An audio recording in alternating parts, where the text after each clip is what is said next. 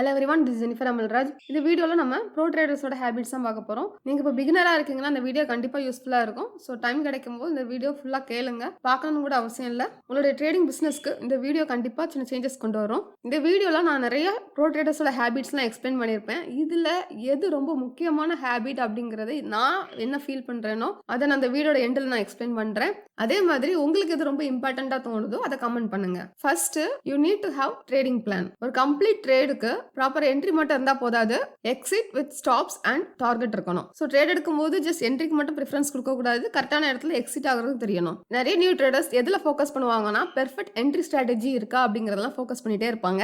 அவங்க மோஸ்டா யூடியூப்ல சர்ச் பண்றது எப்படி இருக்கும்னா பெர்ஃபெக்ட் என்ட்ரி ஸ்ட்ராட்டஜி அப்படிங்கறத சர்ச் பண்ணிட்டு இருப்பாங்க.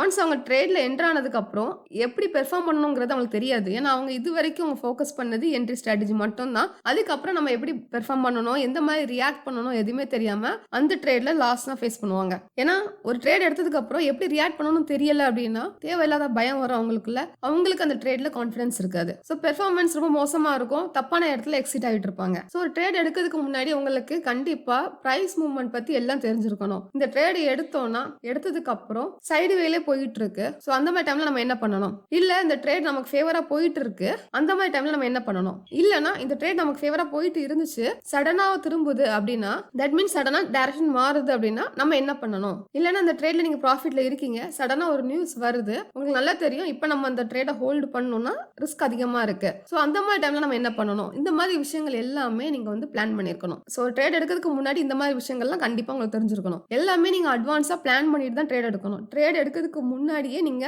இந்த ட்ரேட்ல நம்ம எவ்வளவு ரிஸ்க் எடுக்க போறோங்கிறத தெரிஞ்சுதான் ட்ரேட் எடுக்கணும். ட்ரேட் எடுத்ததுக்கு அப்புறம் பொசிஷன் சைஸை கால்குலேட் பண்ணிட்டு இருக்க கூடாது. சில ட்ரேடர்ஸ்க்கு எப்படி இருக்கும்னா அவங்க மனசுக்கு தோணும் இந்த ட்ரேட் எடுப்போம், கண்டிப்பா மார்க்கெட் மேல போக சான்ஸ் இருக்கு, ஸோ இதுல நிறைய ப்ராஃபிட் வர சான்ஸ் இருக்கு. அவங்களுக்கு மனசுக்கு தோணுது அப்படிங்கிறதுக்காகவே அந்த ட்ரேட் எடுப்பாங்க. அவங்களுக்கு ஒரு ஃபீல் வரும், இந்த ட்ரேடை எடுக்கலாம், எடுத்து நமக்கு ப்ராஃபிட் வரும். ஸோ அவங்களுக்குள்ள தோணுது அப்படிங்கிற ஒரு காரணத்துக்காக அந்த ட்ரேடை எடுத்தீங்கன்னா தேவையில்லாத லாசஸ் வரும். உங்களோட கேபிட்டலை உங்களால ப்ரொடெக்ட் பண்ண முடியாது. ஸோ நீங்க எப்பவுமே ஆர்கனைஸ்டா இருக்கணும். ஆர்கனைஸ்டா இருந்தால் மட்டும் தான் ஒரு ப்ராஃபிட்டபிள் ட்ரேடர் ஆக முடியும். ஸோ ஒரு ட்ரேட் எடுக்கிறதுக்கு முன்னாடியே ப்ராப்பரா பிளான் பண்ணிடணும். உங்களுக்கான ட்ரேடிங் பிளான் இருக்கணும்.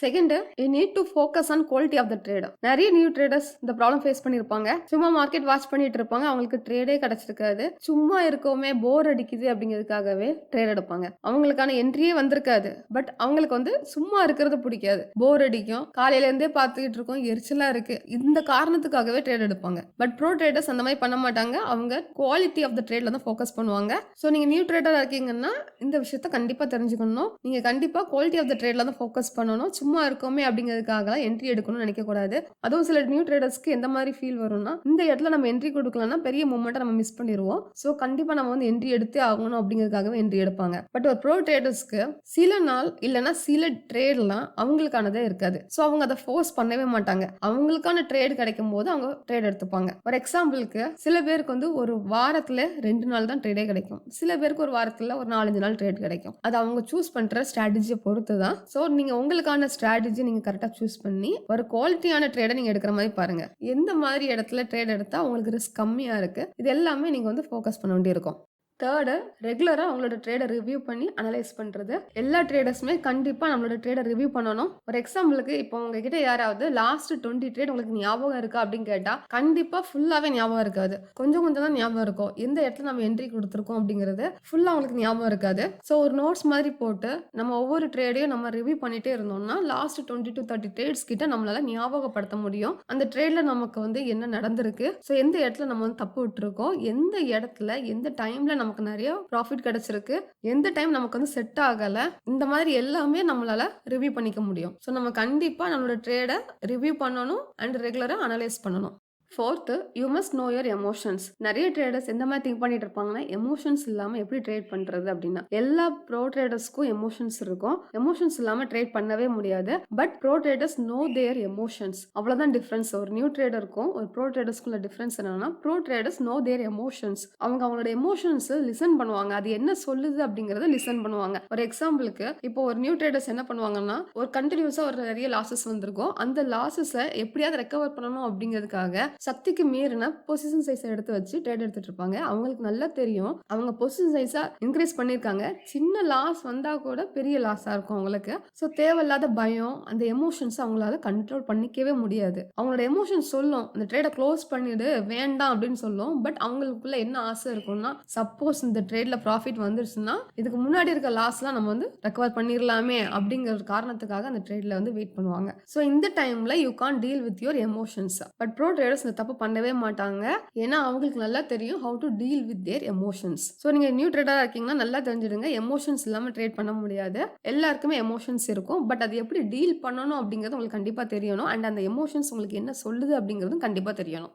Fifth, you must set your realistic goal. சும்மா ஒரு கோல் மட்டும் செட் பண்ணுறது கிடையாது, ரியலிஸ்டிக் கோல் வந்து நீங்கள் செட் பண்ணுறது. ஒரு எக்ஸாம்பிளுக்கு சில பேர் என்ன பண்ணுவாங்கன்னா, இந்த வாரம் நான் இத்தனை பர்சன்டேஜ் வந்து ப்ராஃபிட் பண்ணணும் அப்படிங்கிறத செட் பண்ணுவாங்க. ஃபர்ஸ்ட் நமக்கு என்ன நல்லா தெரிஞ்சுக்கணும்னா, மார்க்கெட்டை நம்ம ப்ரெடிக்ட் பண்ணவே முடியாது. இப்போ இன்னைக்கு ஒரு பேட்டர்னில் நீங்கள் ட்ரேட் பண்ணுறீங்கன்னா அந்த பேட்டர்ன் எப்படி ப்ளே ஆக போகுது அப்படிங்கிற எதுவும் நம்மளால ப்ரெடிக்ட் பண்ண முடியாது. மார்க்கெட் சென்டிமெண்ட்டை ப்ரெடிக்ட் பண்ண முடியாது. ஸோ எதுவுமே உங்களால் ப்ரெடிக்ட் பண்ண முடியாது. ஸோ அந்த மாதிரி டைமில் இந்த வீக் கண்டிப்பாக நான் இவ்வளோ மணி ஏர்ன் பண்ணணும், ஸோ இவ்வளோ ப்ராஃபிட் எடுக்கணும், அந்த மாதிரி கோல்லாம் நீங்க செட் பண்ணக்கூடாது. இப்படி நீங்க கோல் செட் பண்ணீங்கன்னா அந்த ட்ரேட்ல நீங்க வந்து ஃபோர்ஸ் பண்ணுவீங்க. உங்களை அறியாமலே நீங்க வந்து ஃபோர்ஸ் பண்ணுவீங்க. ஏன்னா நீங்க உங்க மனசுக்குள்ளே வந்து ஒரு கோல் செட் பண்ணிட்டீங்க, இவ்வளோ ப்ராஃபிட் நான் அந்த வாரம் எடுத்தாகணும் அப்படின்ட்டு. ஸோ உங்களை அறியாமலே நீங்க வந்து ஃபோர்ஸ் பண்ணி ஒரு ட்ரேடை எடுப்பீங்க. அதுல வந்து தேவையில்லாத லாசஸ் வரும். ஸோ கோல் செட் பண்றீங்கன்னா you have to set realistic goal. So அந்த மாதிரி நீங்க கோல் செட் பண்ணும்போது நீங்க அந்த ட்ரேட்ல வந்து ஃபோர்ஸ் பண்ண மாட்டீங்க, ப்ராப்பரா ட்ரேட் எடுப்பீங்க. Sixth, you need to practise patience. ஒரு ட்ரேடு எடுக்கிறதுக்கு முன்னாடி நீங்கள் பொறுமையாக இருக்கணும். ரெண்டாவது, ஒரு ட்ரேடு எடுத்ததுக்கு அப்புறமும் நீங்கள் பொறுமையாக இருக்கணும். சப்போஸ் ப்ராஃபிட் வந்துட்டு இருக்கு அப்படின்னா சடனாக உங்களோட ப்ராஃபிட்டை க்ளோஸ் பண்ணக்கூடாது. அதே மாதிரி ஒரு ட்ரேடில் லாஸ் வந்துட்டு இருக்கு அப்படின்னா அதை அப்படியே வெயிட் பண்ணி பார்த்துட்டு இருக்கவும் கூடாது. எல்லா நியூ ட்ரேடர்ஸ்க்கு என்ன விஷயம் கண்டிப்பாக தெரிஞ்சிருக்கணும்னா, சின்ன லாஸஸை நம்ம எப்போ வேணாலும் ரெக்கவர் பண்ணிடலாம். சப்போஸ் நீங்கள் அந்த சின்ன லாஸை பெரிய லாஸாக ஆக்கிட்டீங்க அப்படின்னா அதை ரெக்கவர் பண்ணுறது ரொம்ப கஷ்டம். ஸோ லாஸ் எப்போவுமே வந்து கம்மியாக வச்சுடுங்க, அப்போதான் ரெக்கவர் பண்ணுறது ஈஸியாக இருக்கும். தேர்ட், நீங்கள் எப்போ பொறுமையாக இருக்கணும்னா, உங்களோட ட்ரேடிங் அக்கௌண்ட்டை க்ரோ பண்ணும்போது ஷார்ட்கட் எடுத்து உங்களோட ட்ரேடிங் அக்கௌண்ட்டை க்ரோ பண்ணக்கூடாது. ஸோ இந்த மாதிரி டைம்லலாம் நீங்கள் கண்டிப்பாக பொறுமையாக இருக்கணும். நிறைய நியூ ட்ரேடர்ஸ்க்கு தெரியுமான்னு தெரில, பட் ஒரு ப்ரோ ட்ரேடர்ஸ்க்கு நல்லா தெரியும் ட்ரேடிங்கில் பொறுமைங்கிறது ரொம்ப முக்கியம். பொறுமை இல்லை அப்படின்னா ஈவன் அவங்களோட கேபிட்டலே அவங்களால ப்ரொடெக்ட் பண்ணிக்க முடியாது. அந்த அளவுக்கு வந்து பெரிய ரிஸ்கில் போய் முடிஞ்சிடும். ஸோ ட்ரேடிங்கில் ரொம்ப முக்கியம் பொறுமை. அதை நீங்கள் ப்ராக்டிஸ் பண்ணியே ஆகணும். செவன்த்து, கன்சிஸ்டண்டா இருக்கிறது. நிறைய ட்ரேடர்ஸ் என்ன பண்ணுவாங்கன்னா, ஃபர்ஸ்ட் அவங்க வந்து ஸ்ட்ராட்டஜி ஃபைண்ட் பண்றதுல தான் இருப்பாங்க. ஸோ மேக்ஸிமம் டைம் அவங்களோட ஃபோக்கஸ் எப்படி இருக்கும்னா, ஒரு நல்ல ஸ்ட்ராட்டஜி ஃபைண்ட் அவுட் பண்ணணும், கரெக்டா என்ட்ரி கொடுக்கணும், இந்த மாதிரி தான் திங்க் பண்ணுவாங்க. சப்போஸ் இப்போ அவங்க ஒரு ஸ்ட்ராட்டஜி ஃபைண்ட் அவுட் பண்ணிட்டாங்க, நல்ல ப்ராஃபிட்டும் வந்திருக்கு, ஒரு 4 to 5 ட்ரேட்ஸ்ல வந்து நல்ல ப்ராஃபிட் எடுத்திருப்பாங்க. சடனா என்ன ஆயிருக்கும்னா, அதுக்கு அடுத்து வரப்போற எல்லா ட்ரேட்லயுமே கிட்டத்தட்ட 6 to 7 ட்ரேட்ல கண்டினியூஸா லாஸ் ஃபேஸ் பண்ணிட்டே இருப்பாங்க. ஸோ அவங்க என்ன பண்ணுவாங்கன்னா, இந்த ஸ்ட்ராட்டஜி வந்து ஒர்க் அவுட் ஆகல, ஸோ இது வந்து ஒரு வேஸ்ட் ஸ்ட்ராட்டஜி அப்படின்ட்டு அந்த ஸ்ட்ராட்டஜில வந்து வேற ஸ்ட்ராட்டஜிக்கும் ஜம்ப் பண்ணிட்டே இருப்பாங்க. ஸோ இந்த மாதிரி நீங்க பண்ணீங்கன்னா உங்களோட ட்ரேடிங் பிசினஸ்க்கு இது ரொம்ப டேஞ்சரான ஒரு விஷயம். ஒரு விஷயத்துல இருந்து இன்னொரு விஷயத்துக்கு வந்து நீங்க ஜம்ப் பண்ணிட்டே இருக்கக்கூடாது. எதை பண்றோமோ அதை ரிப்பீட்டடா பண்ணிக்கிட்டே இருக்கணும் ட்ரேடிங்ல. அப்பதான் சக்சஸ் ஆக முடியும். ட்ரேடிங்ல ஜஸ்ட் ஒரு ப்ராஃபிட்டபிள் ட்ரேடிங் ஸ்ட்ராட்டஜியை கண்டுபிடிச்சு அதுல மட்டும் ட்ரேட் பண்ணி எப்பவுமே ப்ராஃபிட்ல வர்றது முடியவே முடியாது. அந்த மாதிரி ஒரு விஷயம் பாசிபிலிட்டியே கிடையாது. இதை எல்லா ட்ரேடர்ஸும் கண்டிப்பா அண்டர்ஸ்டாண்ட் பண்ணிக்கணும். ஒரு ட்ரேடரா உங்களுக்கு என்ன தெரியணும்னா, எப்போ உங்களோட ட்ரேடிங் சிஸ்டம் சூப்பரா ஒர்க் ஆகுது, எப்போ ஒர்க் ஆகல, இந்த மாதிரி விஷயங்கள் எல்லாமே ஒரு ட்ரேடரா உங்களுக்கு கண்டிப்பா தெரிஞ்சிருக்கணும். சப்போஸ் உங்களுடைய ட்ரேடிங் சிஸ்டம் ஒர்க் ஆகல அப்படின்னா உங்களோட நம்பிக்கை இழந்துட்டு அடுத்து ஏதாவது ஒரு ட்ரேடிங் சிஸ்டம் வந்து ஃபோக்கஸ் பண்ணக்கூடாது. ஏன்னா என்னதான் நல்ல ட்ரேடிங் சிஸ்டம் இருந்தாலும் சில நேரம் நமக்கு கண்டினியூஸா லாஸ் வரதான் செய்யும். அதை நம்ம ஃபேஸ் பண்ணி தான் ஆகணும். ஸோ எல்லா நியூ ட்ரேடர்ஸும் இதை கண்டிப்பா தெரிஞ்சுக்கணும். கண்டினியூஸா உங்களுக்கு வந்து லாஸ்ட் 6 to 7 ட்ரேட்ல லாஸ் வருது அப்படிங்கிறதுக்காக உங்களோட ட்ரேடிங் சிஸ்டம் ரொம்ப புவரா இருக்கு அப்படிங்கிற அர்த்தம் கிடையாது. அண்ட் அதே மாதிரி நீங்க என்ன லேர்ன் பண்ணணும்னா, உங்களோட ட்ரேடிங் சிஸ்டம் எப்போ உங்களுக்கு சூப்பரா ஒர்க் ஆகுது, எப்போ ஒர்க் ஆகல, இது எல்லாமே நீங்க வந்து ப்ராப்பரா லேர்ன் பண்ணணும். ஸோ நியூ ட்ரேடரா நீங்க ஃபாலோ பண்ண போறது கன்சிஸ்டண்டா இருக்கிறது. சும்மா ஒரு ட்ரேடிங் சிஸ்டத்துல இருந்து இன்னொரு ட்ரேடிங் சிஸ்டத்துக்கு ஜம்ப் பண்ணிட்டு இருக்க கூடாது. அது உங்களோட ட்ரேடிங் பிசினஸ்க்கு ரொம்ப டேஞ்சரான ஒரு விஷயம். இதை நீங்க எப்பவுமே மனசுல வச்சுக்கணும். எய்த்து, ஹெல்த்தி ஒர்க் லைஃப் பேலன்ஸை மெயின்டைன் பண்ணுறது. ஜஸ்ட் ட்ரேடிங்கில் மட்டும் நம்ம ஃபோக்கஸ் பண்ணக்கூடாது.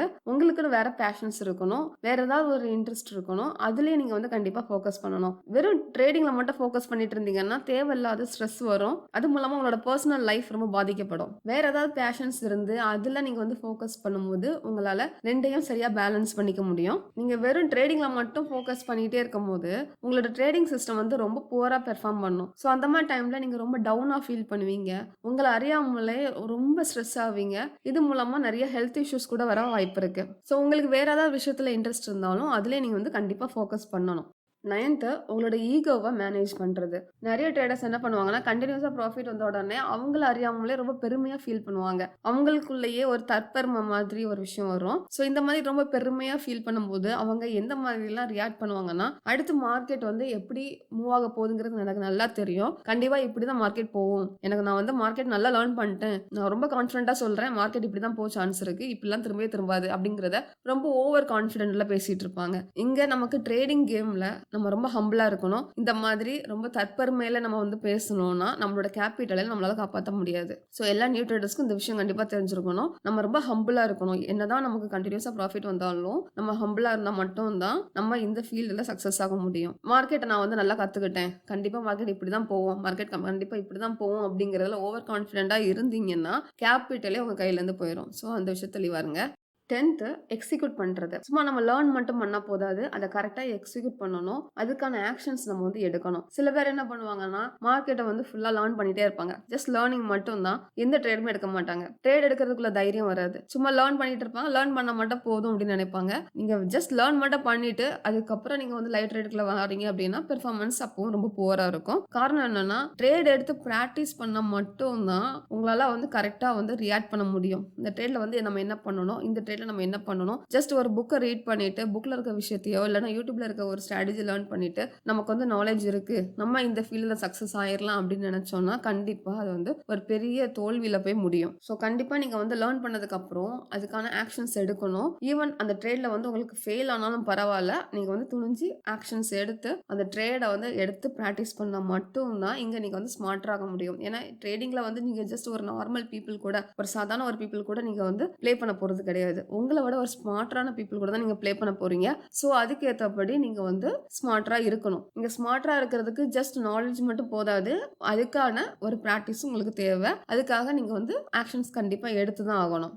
11th understanding time. எல்லா ப்ரோ ட்ரேடர்ஸ்க்கும் கண்டிப்பா தெரியும். ஒரு விஷயம் நம்ம வந்து லேர்ன் பண்ணாலோ, ஒரு விஷயத்துல நம்ம வந்து சக்சஸ் ஆகணும்னாலோ டைம் எடுக்கும். சும்மா எடுத்த உடனே அந்த ஃபீல்டுல நம்மளால சக்சஸ் ஆக முடியாது. பட் இந்த விஷயம் ஒரு நியூ ட்ரேடருக்கு தெரிய மாட்டேங்குது. அவங்க என்ன பண்றாங்கன்னா, ட்ரேடிங்க்குள்ள வந்த உடனே ஒரு 1 ஆர் 2 மந்த்ஸ் ஃபுல்லா லேர்ன் பண்ண உடனே நம்ம ஃபுல்லாவே இனி ப்ராஃபிட் எடுத்துக்கிட்டே இருக்கலாம் அப்படிங்கிற மாதிரி நினைக்கிறாங்க. பட் இது ரொம்ப பெரிய தப்பான விஷயம். ட்ரேடிங்ல வந்து நம்ம கண்டினியூஸா ப்ராஃபிட் எடுக்கணும்னா அதுக்கான டைம் ஆகும் நமக்கு. ஜஸ்ட் தொடங்கின உடனே அடுத்தடுத்து நம்ம வந்து ப்ராஃபிட்டபிள் ஸ்டேஜ்ல போக முடியாது. சில நியூ ட்ரேடர்ஸ் என்ன பண்ணுவாங்கன்னா, ஒரு 2 to 3 மந்த்ஸ் கிட்ட பார்ப்பாங்க. அவங்களால ப்ராஃபிட்டபிள் ஸ்டேஜ்க்குள்ள வர முடியாது. உடனே அவங்க என்ன பண்ணுவாங்கன்னா, இது ஒர்க் ஆகவே இல்ல. ஸோ இந்த ஸ்ட்ராட்டஜி வந்து ரொம்ப மோசமா இருக்கு. இல்ல இவங்களோட கிளாஸ் அட்டெண்ட் பண்ண உடனே நம்ம ப்ராஃபிட் எடுத்துலாம்னு பார்த்தா அதுவும் ஒர்க் ஆகல. ஸோ இந்த கிளாஸ் நமக்கு வந்து வேஸ்ட். இல்லனா ஏதாவது ஒரு YouTubeல இருக்கிற ஒரு ஸ்ட்ராட்டஜி எடுப்பாங்க. அந்த ஸ்ட்ராட்டஜி எடுத்து பார்த்துட்டு அதுவும் ஒர்க் ஆகலன்னு சொல்லி அந்த யூடியூபரையும் வந்து ப்ளேம் பண்ணிட்டு இருப்பாங்க. ஒரு ஷார்ட் பீரியட்ல வந்து ஒரு ப்ராஃபிட்டபிள் ஸ்டேஜ்க்குள்ள வரணும் அப்படிங்கிற மாதிரி நினைப்பாங்க. இந்த மாதிரி எல்லா நியூ ட்ரேடர்ஸுமே திங்க் பண்ணிட்டே இருக்காங்க. ஸோ ஒரு ப்ரோ ட்ரேடருக்கு நல்லா தெரியும். நம்ம ஒரு விஷயத்துல சக்சஸ் ஆகணும்னா அதுக்கான டைம் எடுக்க தான் செய்யும். So it takes time. அது வரைக்கும் நம்ம வந்து பொறுமையா இருக்கணும். நம்ம பண்ற மிஸ்டேக்ஸ் எல்லாமே லேர்ன் பண்றதுக்கே நமக்கு டைம் எடுக்கும். இந்த விஷயங்கள்லாம் வந்து நியூ ட்ரேடர்ஸ்க்கு அண்டர்ஸ்டாண்ட் பண்ணிக்கவே மாட்டேங்கிறாங்க. நீங்க ட்ரேடிங்ல நிறைய மிஸ்டேக் பண்ணிட்டு இருப்பீங்க. அந்த மிஸ்டேக்ல இருந்து நீங்க ஒவ்வொரு விஷயத்தையும் லேர்ன் பண்ணிட்டே இருப்பீங்க. இது எல்லாமே வந்து ஜஸ்ட் 1 ஆர் 2 மந்த்ஸ்ல உங்களால பண்ண முடியுமான்னு கேட்டா கண்டிப்பா கிடையாது. ஸோ கண்டிப்பா வந்து அட்லீஸ்ட் 1 இயராவது எடுக்கும். ஸோ இந்த வீடியோ நீங்க ஒரு நியூ ட்ரேடர் பாக்குறீங்க அப்படின்னா இந்த விஷயத்தை அண்டர்ஸ்டாண்ட் பண்ணிடுங்க. ட்ரேடிங்ல சக்சஸ் ஆகிறதுக்கு டைம் எடுக்கும். எடுத்த உடனே நம்மளால ஒரு ப்ராஃபிட்டபிள் ஸ்டேஜ்ல வர முடியாது. அண்ட் நமக்கு எவ்வளவு டைம் எடுக்குதோ அந்த டைமை நீங்க வந்து கரெக்டா யூஸ் பண்ணிடுங்க உங்களோட மிஸ்டேக்ஸ்ல இருந்து லேர்ன் பண்றதுக்கு. 12th ப்ரோ ட்ரேடர்ஸ்க்கும் பயம் இருக்கும். பட் அவங்க அதை செய்ய தான் செய்வாங்க. நிறைய நியூ ட்ரேடர்ஸ்க்கு எந்த மாதிரி கேள்வி வரும்னா, எப்படி பயம் இல்லாம ட்ரேட் பண்றது அப்படின்ட்டு. எல்லா ட்ரேடர்ஸ்க்குமே பயம் வந்து கண்டிப்பா இருக்க தான் செய்யும். ஒரு எக்ஸாம்பிளுக்கு ஒரு ஸ்டேஜ்ல பெர்ஃபார்ம் பண்றவங்கள்ட்ட போய் கேட்டு பாருங்க, உங்களுக்கு பயமே இருக்காதா அப்படின்ட்டு. அவங்களுக்கும் பயம் இருக்க தான் செய்யும். அந்த ஸ்டேஜ்ல ஃபர்ஸ்ட் ஒரு 1 ஆர் 2 மினிட்ஸ் கிட்ட பேசும்போது வரைக்கும் லைட்டா பயம் இருக்கும். அதுக்கப்புறம் ஒரு ஃப்ளோல பேச ஆரம்பிச்சிருவாங்க. அந்த பயம் ஆட்டோமேட்டிக்கா அந்த டைம் அவங்க கிட்ட இருந்து போயிட்டு இருக்கும். ஈவன் என்ன வச்சு நான் ஒரு எக்ஸாம்பிள் சொல்றேன். நான் எம்இ கம்ப்ளீட் பண்ணது ஒரு விமென்ஸ் காலேஜ்ல. என்னோட கிளாஸ்ல நிறைய கேர்ள்ஸ் இருந்திருக்காங்க. அவங்களோட நேம் எதுவுமே எனக்கு தெரியாது. எம்இ கம்ப்ளீட் ஆகுற வரைக்கும் கூட என்னோட கிளாஸ்ல இருக்க கேர்ள்ஸ் நேம் கூட தெரியாது. யார்கிட்டயுமே பேச மாட்டேன். அப்ப என்னோட ஸ்டாஃப் என்ன பண்ணாங்கன்னா, என்ன செமினார் எடுக்க சொன்னாங்க. ஒரு ஸ்டேஜ்ல ஏறி நான் செமினார் எடுக்கிறதுக்கு ரொம்ப பயந்தேன். கண்டிப்பா நான் எடுத்தே ஆகணுமா அப்படிங்கிற மாதிரிலாம் கேட்டேன். இல்ல கண்டிப்பா நீ எடுத்தே ஆகணும் அப்படின்னு சொன்னாங்க. ஸோ ஃபர்ஸ்ட் நான் செமினார் எடுக்கும்போது என் கிளாஸ்ல இருக்கிற கேர்ள்ஸை நான் ஃபேஸ் பண்ண வேண்டியதா இருந்துச்சு. அவங்க நேம் தெரியாது, அவங்க என்ன பண்ணுவாங்க, எப்படி ரியாக்ட் பண்ணுவாங்க எதுவுமே தெரியாது. ஃபர்ஸ்ட் ஃபர்ஸ்ட் எடுக்கும்போது கொஞ்சம் பயந்துட்டே தான் இருந்தேன். ஆனா என்னோட ஸ்டாஃப் வந்து திரும்ப திரும்ப என்னைய தான் செமினார் எடுக்க வச்சுட்டே இருந்தாங்க. ஸோ ஒவ்வொரு டைம் செமினார் எடுக்க எடுக்க அந்த பயம் கொஞ்சம் கொஞ்சமா போயிட்டு இருந்துச்சு. அடுத்து என்ன பண்ண ஆரம்பிச்சாங்கன்னா, ஜூனியருக்கு செமினார் எடுக்க வச்சுட்டாங்க. ஸோ பிஇ ஸ்டூடண்ட்ஸ்க்கு நான் வந்து கிளாஸ் எடுக்கணும் அப்படிங்கிற மாதிரி சொல்லிட்டாங்க. அந்த டைம் வந்து எவ்வளோ நான் பேசி பார்த்து ஸ்டாஃப் ஒத்துக்கவே இல்ல. கண்டிப்பா நீ வந்து செமினார் எடுத்தே ஆகணும் அப்படின்ட்டு என்னை எடுக்க வைக்கும்போது ஃபர்ஸ்ட் ஸ்டார்ட்டிங்ல ரொம்ப பயந்துகிட்டே தான் இருந்தேன். ஸ்டேஜ் ஃபியர்ன்னு சொல்லி இருக்கும்ல, அந்த இது இருந்துட்டே இருந்துச்சு. நிறைய ஸ்டூடண்ட்ஸ் விமென்ஸ் காலேஜ்னா தெரியும், நாகர்கோவில்ல ஒரு கிளாஸ்ல நிறைய ஸ்டூடண்ட்ஸ் இருப்பாங்க. அவங்கள முன்னாடி நான் வந்து பேசணும் அப்படிங்கிறதுலே ரொம்ப பயமா தான் இருந்துச்சு. ஸோ ஸ்டார்ட்டிங்ல அந்த பயம் இருக்க தான் செய்யும். அதுக்கப்புறம் பார்த்தீங்கன்னா, அந்த பிராக்டிஸ் பண்ண பயம் என்னை விட்டு போய்கிட்டே இருந்துச்சு. ஈஸியா வந்து ஃபேஸ் பண்ண ஆரம்பிச்சேன். ஸோ ட்ரேடிங் ஸ்டார்ட் பண்ணும்போது இதே பயம் எனக்குள்ள இருக்க தான் செஞ்சது. 9:15க்கு வந்து மார்க்கெட் ஓப்பன் ஆகுதுன்னா, அந்த டைம் வந்து பயங்கரமா பயமா இருக்கும். ஒரு ட்ரேட் எடுக்கும்போது பயமா இருக்கும். பயத்திலே வந்து சில ட்ரேட நான் மிஸ் பண்ணிருவேன். அடுத்து ஒரு சாதா ட்ரேடு தான். அது நமக்கான ட்ரேட் கிடையாது. பட் ஏற்கனவே அந்த பயத்துல நம்ம மிஸ் பண்ணியிருப்போம்ல, அதுல நல்ல ப்ராஃபிட் வந்திருக்கும். அந்த ப்ராஃபிட் போயிடுச்சு அப்படிங்கிறதுக்காக அடுத்த ட்ரேட்ல போய் தேவையில்லாத இடத்துல என்ட்ரி கொடுத்து தேவையில்லாத லாஸ்லாம் ஃபேஸ் பண்ணியிருக்கேன். ஸோ எல்லா ட்ரேடர்ஸ்க்குமே வந்து பயம் இருக்க தான் செய்யும். பட் அந்த பயத்தை வந்து அவங்க பிராக்டிஸ் பண்ண கம்மி பண்ணிட்டே இருப்பாங்க. ஒரு நியூ ட்ரேடரா இருக்கும்போது வர பயத்தை விட ப்ரோ ட்ரேடரா இருக்கும்போது உங்களுக்குள்ள ஏற்படுற பயங்கிறது கம்மியா இருக்கும். அதுக்கு கொஞ்சம் டைம் எடுக்கும். ஸோ எல்லா நியூ ட்ரேடர்ஸ் கண்டிப்பா தெரிஞ்சுக்கணும். எல்லாருக்குமே பயம் இருக்க தான் செய்யும். பயம் இல்லாம ட்ரேட்லாம் பண்ண மாட்டாங்க. பயம் அவங்களுக்குள்ள இருக்க தான் செய்யும். அது எப்படி அவங்க மேனேஜ் பண்றாங்க அப்படிங்கிறது தான் இருக்கு. சில நியூ ட்ரேடர்ஸ்க்கு தேவையில்லாத பயம் வரும். எந்த மாதிரி வரும்னா, ட்ரேடிங் ஸ்டார்ட் பண்ண உடனே அவங்களுக்கு கண்டினியூஸா ப்ராஃபிட் வந்திருக்கும். இதை வச்சு நான் அவங்களோட ஃபியூச்சரை தீர்மானிப்பாங்க. இனி நம்ம ஃபியூச்சர் இப்படிதான் இருக்க போது, நம்ம ஈஸியா ப்ராஃபிட் எடுத்து நிறைய கோடிக்கணக்கான ரூபா சம்பாதிக்கலாம் அப்படின்னு நினைப்பாங்க. ஸோ இந்த மாதிரி தாட்ல என்ன பண்ணுவாங்கன்னா, அவங்களுக்கு தெரிஞ்சவங்க ஒன்று பக்கத்து வீடோ இல்ல சொந்தக்காரங்களோ இல்ல அவங்களோட ஃப்ரெண்ட்ஸோ யாருக்கிட்டையாவது வந்து நான் இன்னைக்கு இவ்வளவு ரூபா ப்ராஃபிட் எடுத்தேன், இன்னைக்கு இவ்வளவு ரூபா ப்ராஃபிட் வந்துச்சு அப்படிங்கிறத டெய்லி சொல்லிட்டே இருப்பாங்க. ஸோ இந்த மாதிரி அவங்களோட P&L அவங்க அப்டேட் பண்ணும்போது அடுத்த நாள் லாஸ் வந்துச்சுன்னா, ஐயோ நம்ம வந்து லாஸ் ஃபேஸ் பண்ணிட்டோமே, அவங்க கிட்ட நம்ம எப்படி அப்டேட் பண்ண போறோம் அப்படிங்கிறதே வந்து யோசிச்சுட்டு இருப்பாங்க. அந்த ட்ரேடர்ஸ் என்ன பண்ணுவாங்கன்னா, அடுத்தவங்களை பத்தி தான் கேர் பண்ணிட்டே இருப்பாங்க. அவங்களுக்கு நான் என்ன பதில் சொல்ல போறேன், இவங்களுக்கு நான் என்ன பதில் சொல்ல போறேன். ஸோ இதே வந்து தேவையில்லாத பயம். ஒரு நியூ ட்ரேடர்ஸ்க்கு தேவையில்லாத பயம்ங்கிறது முக்கியமான பயம் இதுதான். இந்த பயம் வரும்போதே தேவையில்லாத லாஸ்ல போய் கொண்டு போய் முடியும். ஸோ நீங்க நியூ ட்ரேடரா இருக்கீங்கன்னா உங்களோட P&L யார்ட்டையும் அப்டேட் பண்ணாதீங்க. உங்க வீட்டில் உங்க அப்பா அம்மாவை தவிர வேற யாருக்கும் உங்களோட P&L தெரியக்கூடாது. ஈவன் உங்களோட பேரண்ட்ஸ்க்கு தெரியணும் கூட இல்லை. உங்களுக்குள்ள நீங்க வச்சுக்கிடணும். நீங்க மற்றவங்களுக்கு தெரியப்படுத்துனீங்கன்னா ஒவ்வொரு நாளும் அவங்க அதை கேட்டுட்டு இருப்பாங்க. இன்னைக்கு என்னாச்சு, இன்னைக்கு என்னாச்சுன்னு. அதுக்கு பதில் சொல்லணுமே அப்படிங்கிற ஒரு காரணத்துக்காகவே உங்களை அறியாமலே நீங்க ஃபோர்ஸ் பண்ணி ட்ரேட் எடுப்பீங்க. உங்களை அறியாமலே வந்து பயங்கிற விஷயம் வரும். இந்த மாதிரி பயம்லாம் தேவையில்லாத பயம். இதெல்லாம் நீங்க தூக்கி போடணும்னா கண்டிப்பா உங்களோட P&L நீங்க அப்டேட் பண்ணக்கூடாது. ஸோ நியூ ட்ரேடரா ட்ரேடிங்ல பயம் இல்லாம ட்ரேட் பண்றதுக்கு இந்த மாதிரி யாரை பத்தியும் கவலைப்படாதீங்க. உங்களை பத்தி மட்டும் யோசிக்கணும். உங்களுக்கான என்ட்ரி வரும்போது என்ட்ரி கொடுத்து ட்ரேட் பண்ணுங்க. கொஞ்சம் கொஞ்சமா பயம் கம்மியாயிட்டே இருக்கும். அடுத்து ப்ரோ ட்ரேடர்ஸ் வின் ரேட் பத்தி கேர் பண்ண மாட்டாங்க. யாராலையுமே 80 to 90% at the டைம் ஃபுல்லா ப்ராஃபிட் எடுத்துட்டே இருக்க முடியாது. நீங்க மார்க்கெட் விசார்ட்ஸ் ரீட் பண்ணாலும் சரி, இல்லைன்னா ஏதாவது ஒரு ப்ரோ ட்ரேடரோட இன்டர்வியூ பார்த்தாலும் சரி, அவங்களோட வின் ரேட் வந்து 40 to 60% கிட்ட தான் இருக்கும். அவங்களோட வின்னிங் ட்ரேட் வந்து அதிகமா இருக்கும் லூசிங் ட்ரேடை விட. ஸோ அவங்க இன்னும் ப்ராஃபிட்டபிள் ஸ்டேஜ்ல தான் இருப்பாங்க. ஸோ நியூ ட்ரேடரா நீங்க வந்து வின் ரேட்ல அதிக இம்பார்ட்டன்ஸ் கொடுக்காதீங்க. 80% வின் ரேட் இருக்கணும், 90% வின் ரேட் இருக்கணும், இந்த மாதிரி வந்து அதிகமா ஃபோக்கஸ் பண்ணாதீங்க. இதெல்லாம் பாசிபிலிட்டிஸ் ரொம்ப கம்மியா இருக்கும். 40 to 60% வின் ரேட் இருந்தாலே உங்களால ஈஸியா ப்ராஃபிட் எடுக்க முடியும். ட்ரேடிங்கிற கேம்ல நமக்கு லாஸ் வர்றது சகஜம்தான். என்னதான் நம்ம வந்து ட்ரேடிங்ல நல்லா பெர்ஃபார்ம் பண்ணியிருந்தாலும் சில நேரம் ஃபியூ லாசஸ் வரதான் செய்யும். ஸோ தொடர்ச்சியா லாஸ் வந்துட்டு நேரத்துல நீங்க எமோஷனலா கனெக்ட் ஆகாம இருந்தாலே நீங்க சீக்கிரமா ஒரு ப்ராஃபிட்டபிள் ட்ரேடர் ஆக முடியும். அடுத்து டேக்கிங் நோட்ஸ் ஆஃப் எவ்ரிதிங். எல்லா ப்ரோ ட்ரேடர்ஸுமே வந்து நோட்ஸ் எடுத்துகிட்டே இருப்பாங்க. அவங்களோட பிஹேவியர்லேருந்து எல்லாத்தையும் வந்து நோட்ஸ் எடுப்பாங்க. ஜஸ்ட் இந்த ட்ரேடில் வந்து இவ்வளோ ப்ராஃபிட் எடுத்துருக்கீங்க அது மட்டும் அவங்க நோட்ஸ் எடுக்கிறது கிடையாது. ஸோ அவங்களோட பிஹேவியரை நீங்கள் வந்து நோட் பண்ணிகிட்டே இருக்கணும். நீங்கள் சேடாக இருக்கீங்களா இல்லை ஹாப்பியாக இருக்கீங்களா, இந்த ட்ரேட் எடுக்கும்போது நீங்கள் எந்த மாதிரி ரியாக்ட் பண்ணியிருந்தீங்க, உங்களோட பிஹேவியர் எப்படி இருந்துச்சு, இந்த மாதிரி விஷயத்த எல்லாமே நீங்கள் வந்து கண்டிப்பாக நோட்ஸ் எடுத்துருக்கணும். Next one is having reminder. உங்களே நீங்க ரிமைண்ட் பண்ணிட்டே இருக்கணும். இன்னைக்கு நீங்க என்ன பண்ண போறீங்க, எங்க ட்ரேட் எடுக்க போறீங்க, இந்த ட்ரேட் இந்த மாதிரி மூவ் ஆச்சுன்னா இந்த மாதிரி ரியாக்ட் பண்ணணும், எல்லாமே நீங்க ரிமைண்ட் பண்ணிட்டே இருக்கணும். இதுக்கு நீங்க ப்ராப்பரா என்ன பண்ணலாம்னா, உங்களோட ரூம்ல ஒரு ஒயிட் போர்டு வச்சிடுங்க. மார்க்கெட் ஓப்பன் ஆகிறதுக்கு முன்னாடியே வந்து அதுல உங்களுக்கு நீங்களே வந்து ரிமைண்ட் பண்ணிடுங்க. இந்த இடத்துல வந்து நம்ம என்ட்ரி கொடுக்கணும், இந்த இடத்துல வந்து எக்ஸிட் ஆகணும், இந்த மாதிரி வந்து மார்க்கெட் மூவ்மெண்ட் கொடுத்துச்சுன்னா இந்த மாதிரி ரியாக்ட் பண்ணணும், இடையில நம்ம வந்து எங்கேயுமே என்ட்ரி எடுக்கக்கூடாது, எப்படி வந்து ஓவர் ட்ரேட் அவாய்ட் பண்றது, ஸோ என்னென்ன விஷயங்கள்லாம் வந்து நீங்க நீங்கள் அவாய்ட் பண்ணணும் எல்லாமே அந்த ஒயிட் போர்டில் நோட் பண்ணிகிட்டே இருங்க. இது எல்லாமே ஒரு ரிமைண்டர். அது உங்களுக்கு வந்து ரிமைண்ட் பண்ணிக்கிட்டே இருக்கும். நீ இந்த தப்பு பண்ணாத, நீ இந்த தப்பு பண்ணாத, நீ இப்படி தான் வந்து ரியாக்ட் பண்ணணும், நீ இப்படி தான் வந்து பிஹேவ் பண்ணணும். இது எல்லாமே ரிமைண்ட் பண்ணிகிட்டே இருக்கும். இது ரொம்ப முக்கியமான விஷயம். அதே மாதிரி எல்லா நியூ ட்ரேடர்ஸும் இதை ப்ராக்டிஸ் பண்ணி பாருங்க. கண்டிப்பாக ட்ரேடிங்கில் தேவையில்லாத ட்ரேட் நீங்கள் எடுக்கவே மாட்டீங்க. ஓவர் ட்ரேடை நீங்கள் அவாய்ட் பண்ணுவீங்க, ரிவெஞ்ச் ட்ரேட் அவாய்ட் பண்ணுவீங்க, எல்லாத்தையும் அவாய்ட் பண்ணுவீங்க. சில பேருக்கு எப்படி தோணும்னா, நான் எனக்குள்ளே நான் சொல்லிக்கிடுறேன், இந்த மாதிரி ஒயிட் போர்டில் போய் ரிமைண்ட் பண்ணுறது எனக்கு பிடிக்கல அப்படிங்கிற மாதிரி தோணும். பட் உங்களுக்குள்ளே நீங்கள் வந்து எக்ஸ்பிளைன் பண்ணுறதுக்கும் ஒரு ஒயிட் போர்டில் நீங்கள் எழுதுறதுக்கும் நிறைய வித்தியாசம் இருக்குது. ஒரு ஒயிட் போர்டில் நீங்கள் வந்து எக்ஸ்பிளைன் பண்ணும்போது அது உங்களை அறியாமலே யாரோ ஒருத்தவங்க உங்களுக்கு இன்ஸ்ட்ரக்ஷன் கொடுப்பாங்க, உங்களுக்கு ரிமைண்ட் பண்ணிகிட்டே இருப்பாங்க. அதுக்கேற்றபடி உங்களோட சப்கான்சியஸ் மைண்டும் சரி, உங்களோட கான்சியஸ் மைண்டும் சரி ஆக்ட் ஆகிட்டே இருக்கும். நீங்கள் ப்ராக்டிஸ் பண்ணி பாருங்க, பார்த்துட்டு நீங்களே சொல்லுவீங்க ரிசல்ட் நல்லா இருக்குது அப்படிங்கிற மாதிரி சொல்லுவீங்க. நான் ஒரு நியூ ட்ரேடராக இருக்கும்போது இந்த மாதிரி விஷயத்த பண்ணிட்டு இருந்தேன். ஒயிட் போர்டில் எல்லாத்தையும் நான் எழுதியிருப்பேன். ஜஸ்ட் என்ட்ரி எக்ஸிட் மட்டும் எழுதியிருக்க மாட்டேன். நான் ஓவர் ட்ரேட் எடுக்கக்கூடாது, ரிவெஞ்ச் ட்ரேட் எடுக்கக்கூடாது, இந்த மாதிரி எடுத்து நான் நேற்றுக்கு வந்து என்ன லாஸ் ஃபேஸ் பண்ணேன், இது எல்லாமே ஈவன் அந்த போர்டில் எழுதி வச்சிருப்பேன். ஸோ இது இப்படி பண்ணும்போது அன்னைக்கு நான் வந்து ரொம்ப டிசிப்ளினாக இருந்திருக்கேன். ஸோ ஒவ்வொரு நாளும் நீங்கள் பண்ணி பாருங்கள், உங்களால் டிசிப்ளினாக இருக்க முடியும். நெக்ஸ்ட் ஒன் என்னன்னா பிளேம் யுவர் செல்ஃப். நிறைய நியூ ட்ரேடர்ஸ் என்ன பண்ணுவாங்கன்னா, ஒரு ட்ரேடர் லாஸ் வந்த உடனே அவங்கள பிளேம் பண்ண மாட்டாங்க, வேற ஏதாவது ஒரு விஷயத்த பிளேம் பண்ணிட்டு இருப்பாங்க. பட் ஒரு ப்ரோ ட்ரேடர்ஸ் இந்த மாதிரி தப்பு பண்ணவே மாட்டாங்க. ப்ரோ ட்ரேடர்ஸ் எப்பவுமே அவங்கள தான் பிளேம் பண்ணிட்டு இருப்பாங்க. ஒரு எக்ஸாம்பிளுக்கு சில நியூ ட்ரேடர்ஸ் பார்த்தீங்கன்னா,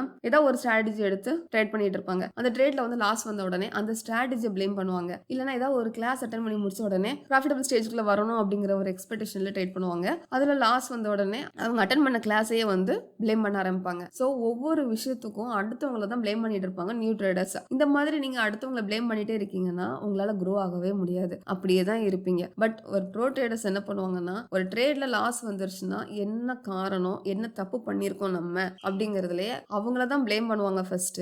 அண்ட் அதுக்கான ப்ராப்ளம் என்ன, அந்த ப்ராப்ளத்தை கண்டுபிடிப்பாங்க, அதை ஃபிக்ஸ் பண்ண ட்ரை பண்ணுவாங்க. நீங்க இப்போ வேற ஒருத்தவங்களை பிளேம் பண்ணிட்டு இருக்கீங்கன்னா என்ன ப்ராப்ளம் அந்த இடத்துல வந்து நீங்க ஃபேஸ் பண்ணிருக்கீங்க அப்படிங்கிறத நீங்க கண்டுபிடிக்க மாட்டீங்க. அதை அப்படியே விட்டுருவீங்க. விட்டுட்டு அடுத்தவங்களை பிளேம் பண்ணிட்டு அடுத்த ட்ரேட் எடுக்கிறது தான் நீங்க பார்ப்பீங்க தவிர அந்த ப்ராப்ளத்தை எப்படி ஃபிக்ஸ் பண்ணணும் அப்படிங்கிறதே உங்களுக்கு வந்து தெரியாது. அது தெரியாமலே நீங்க வந்து அப்படியே அதே ஸ்டேஜில் தான் இருப்பீங்க. ப்ரோ ட்ரேடர்ஸ் வந்து இந்த கேம்ல சூப்பராக ப்ளே பண்ணுவாங்க. ஏன்னா ப்ரோ ட்ரேடர்ஸ் எப்பவுமே வந்து அவங்கள தான் பிளேம் பண்ணிட்டு இருப்பாங்க. ஸோ எல்லா நியூ ட்ரேடர்ஸுமே கண்டிப்பா நீங்க அடுத்தவங்களை பிளேம் பண்ணக்கூடாது, உங்களை தான் பிளேம் பண்ணணும். ஏன்னா இங்க நீங்க தான் வந்து லேப்டாப் ஆன் பண்றீங்க, நீங்க தான் சார்ட் எல்லாம் பாக்குறீங்க, நீங்க தான் பை இல்லைன்னா செல் பட்டனை கிளிக் பண்றீங்க. வேற யாரும் உங்களுக்கு வந்து பண்ண போறது கிடையாது, நீங்க தான் பண்ணிருக்கிறீங்க. அப்ப நீங்க தான் பொறுப்பாக முடியும். ஸோ அந்த ரெஸ்பான்சிபிலிட்டி நீங்க தான் எடுத்துக்கணும். ஸோ ஏதாவது தப்பு நடந்தாலோ ஏதாவது ப்ராப்ளம் வந்தாலோ உங்களை தான் நீங்க பிளேம் பண்ணிக்கணும். ப்ரோ ட்ரேடர்ஸ் இந்த மாதிரி அவங்கள பிளேம் பண்ண போய் தான் அவங்க ஈஸியா க்ரோ ஆயிட்டே இருப்பாங்க. இந்த வாரம் அவங்க என்ன பண்ணியிருக்கிறாங்க, ஸோ நெக்ஸ்ட் வீக் வந்து எப்படி அதை இம்ப்ரூவ் பண்ணலாம், இந்த மாதிரி விஷயத்துல ஃபோக்கஸ் பண்ணிட்டு இருப்பாங்க. ஒரு நியூ ட்ரேடர்ஸ் வந்து அடுத்தவங்களை பிளேம் பண்ணி அந்த வீக் ஃபுல்லா லாஸ்ல இருப்பாங்க.